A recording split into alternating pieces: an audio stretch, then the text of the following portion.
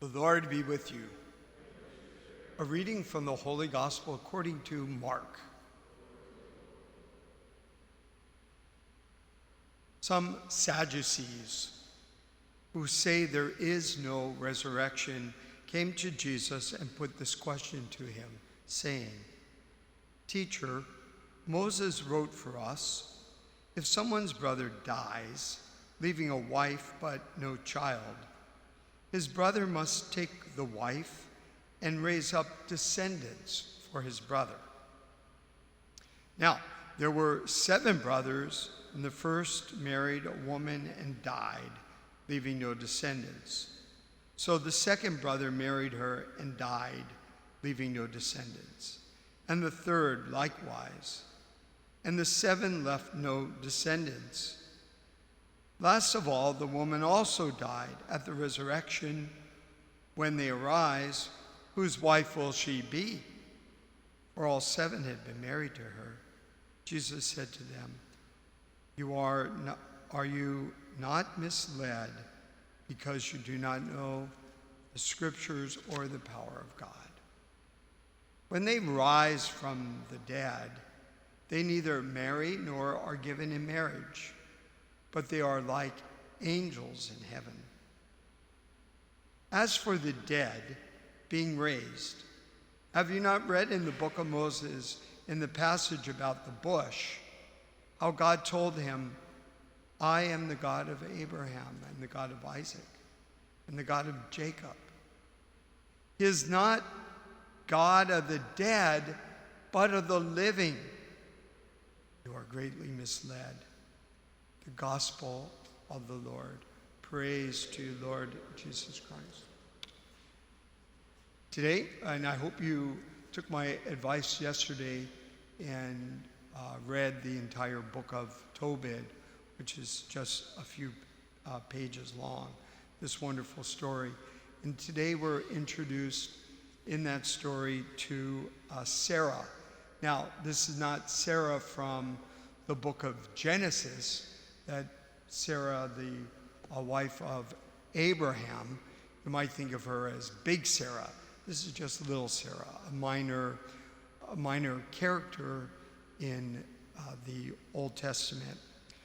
But Sarah marries, and before she and her husband are able even to enjoy the marriage bed, the husband dies.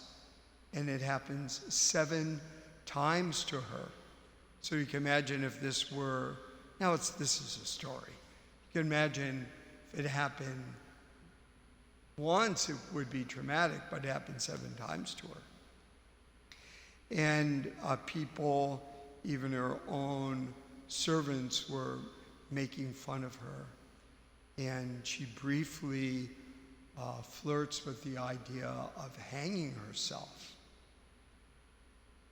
But, as you heard in the story, ultimately she goes to her window. It's kind of a sign of openness.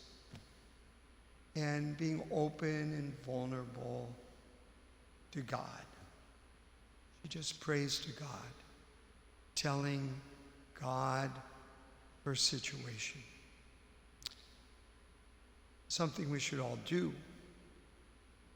We should all be vulnerable before God, just opening our hearts to Him, not sugarcoating anything, not important to speak in a certain way, but just to tell God the wounds of our heart.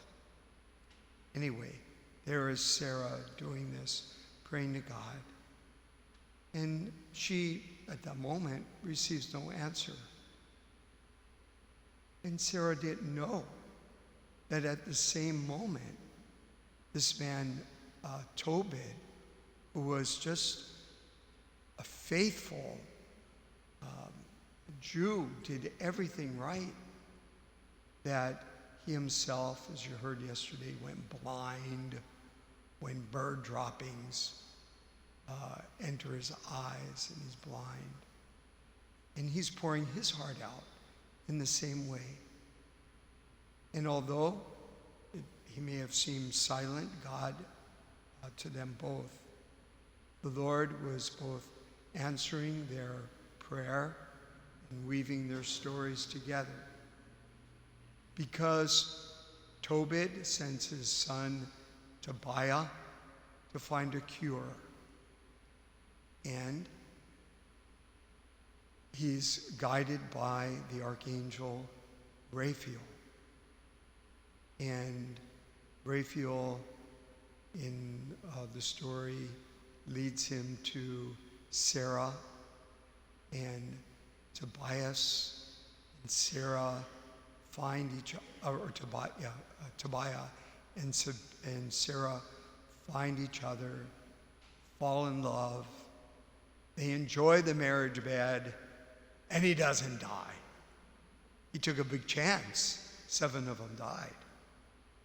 And they make their way back with Raphael's help to Tobit, and the angel had given them the cure for Tobit's blindness. And Tobit, finally, the Lord answers his prayer. His sight is restored, and Sarah finds a husband and is able to live happily with him. Let's take the lesson. We don't know what's happening. We can't see the bigger story. The one thing we can do is pour our hearts out to the Lord and let the Lord do the weaving of our story to make things work for our benefit, ultimately. Please stand.